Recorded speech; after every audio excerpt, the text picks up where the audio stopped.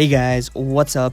Today I'm going to be taking a look at the HyperX Alloy Origins Core TKL keyboard.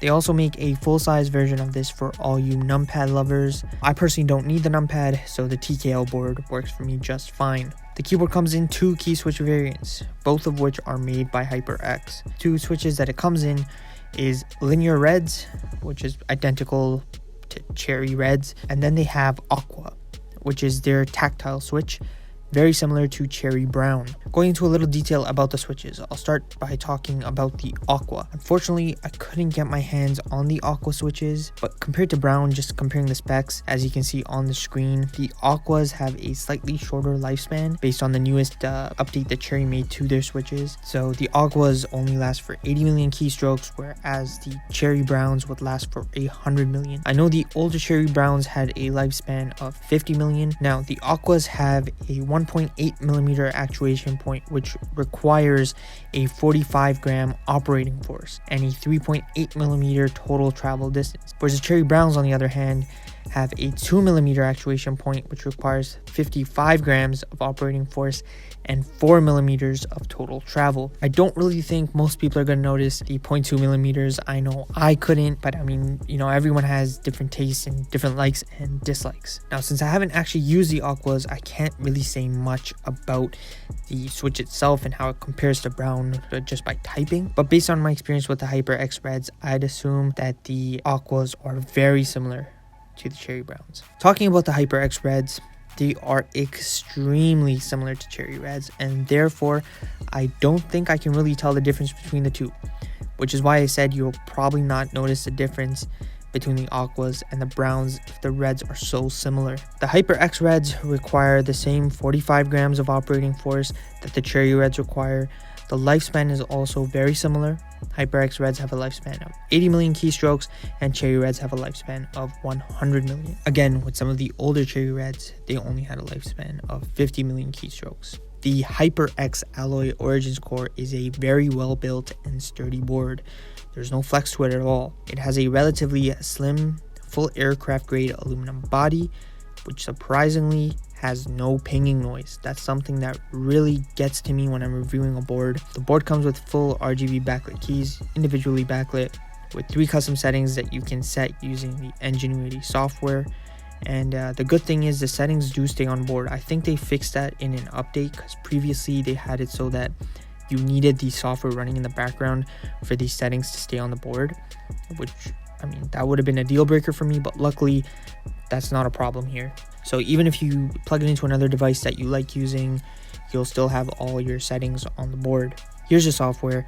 You can do various things like change your presets, add more presets, add macros. Now you can pretty much change any key to do anything else on the board, which is just great. I mean, I plan on getting another set of keycaps, probably PBT putting keycaps from HyperX as well, and rerouting some of the concerns that I have with this board.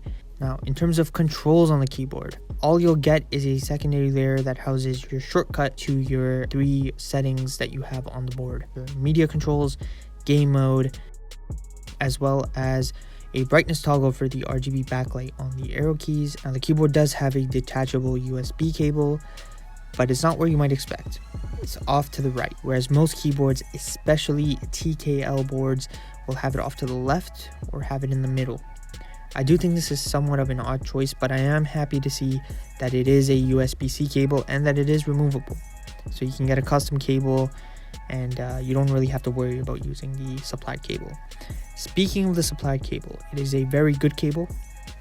The one thing I disliked is that HyperX actually folded the cable so that when you get it out of the packaging, it has these hard creases in it. I would have much preferred if they wrapped the cable up in circles, that would prevent the creasing. The keyboard has 3 adjustable angles, 3 degrees, which is just the stock level of the board with none of the feet out.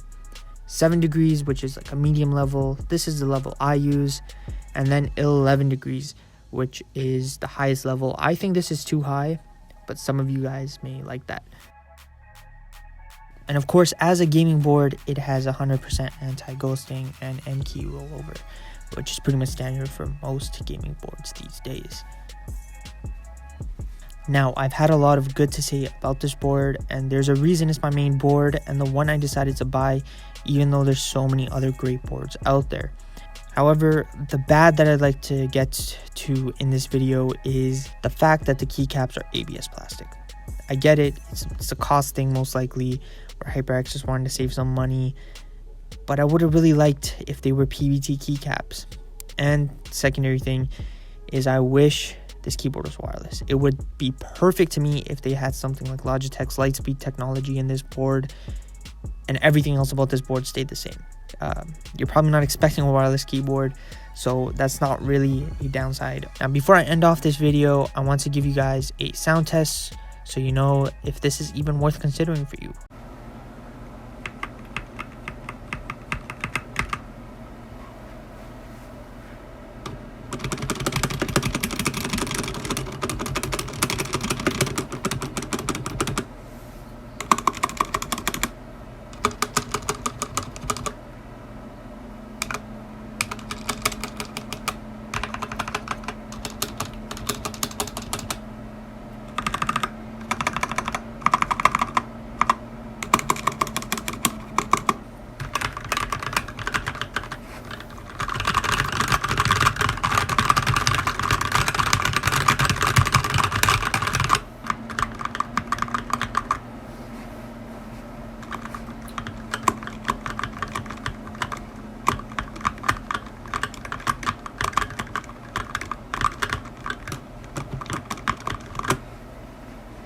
I personally think that this board sounds amazing for the price point that it's at, and the key is that price. It's a relatively cheap board that checks all the necessary boxes. It doesn't have any crazy features like, you know, maybe a volume wheel or wireless connectivity, but it does everything it does really well. I could recommend this keyboard to anyone that wants to get a good mech keyboard that's going to last a long time and that's not really interested in breaking the bank when it comes to mechanical keyboards. If you enjoy my videos, please hit that subscribe button, and if you enjoyed this video, give it a thumbs up.